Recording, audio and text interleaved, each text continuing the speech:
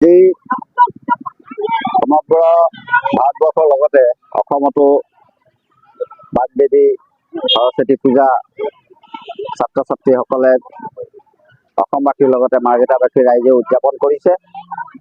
এই উপলক্ষে মই সমূহ ছাত্ৰ ছাত্ৰীসকলৰ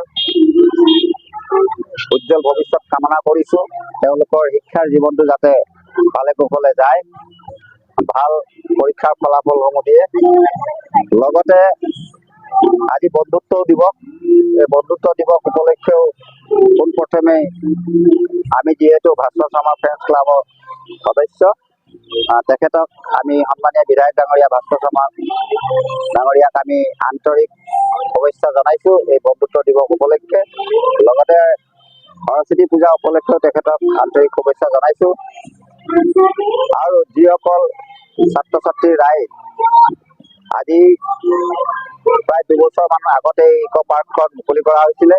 এই পাৰ্কত আজি আমি যথেষ্ট ছাত্ৰ ছাত্ৰী ৰাইজৰ সমাগম দেখিছোঁ। তাৰ বাবে আমি আনন্দ প্ৰকাশ কৰিছোঁ। আৰু এনেধৰণে এক ইক' পাৰ্কৰ নিৰ্মাণ কৰি দিয়াৰ বাবে মাৰ্ঘেৰিটা সমষ্টিৰ সন্মানীয় বিধায়ক ডাঙৰীয়া ভাস্কৰ শৰ্মা ডাঙৰীয়াক আমি ধন্যবাদ জনাইছোঁ। আমি বন বিভাগকো ধন্যবাদ জনাইছোঁ এই কাৰণে, তেখেতসকলে এই অঞ্চলটো আমাক পাৰ্কখন নিৰ্মাণ কৰিব দিয়াৰ বাবে তেখেতসকলকো ধন্যবাদ জনাইছোঁ। লগতে আগন্তুক হাইস্কুল শিক্ষান্ত পৰীক্ষা, মেট্ৰিক পৰীক্ষা অথবা হাই ছেকেণ্ডেৰী পৰীক্ষাসমূহ আছে।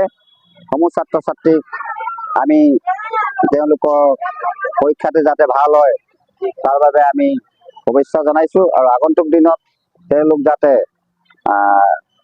মাৰ্ঘেৰিটা সমাজখন, অসমখন সমাজখন সুন্দৰভাৱে গঢ়ি তোলাত তেখেতসকলৰ অৰিহণা থাকে, তাকে মই কামনা কৰিছোঁ। আৰু সমূহ ছাত্ৰ ছাত্ৰীৰ লগতে মাৰ্ঘেৰিটা সন্মানীয় বিধায়ক ডাঙৰীয়াক আকৌ মই আন্তৰিক শুভেচ্ছা জনাইছোঁ। ধন্যবাদ। সৰস্বতী পূজা সকলোকে শুভেচ্ছা জনালোঁ।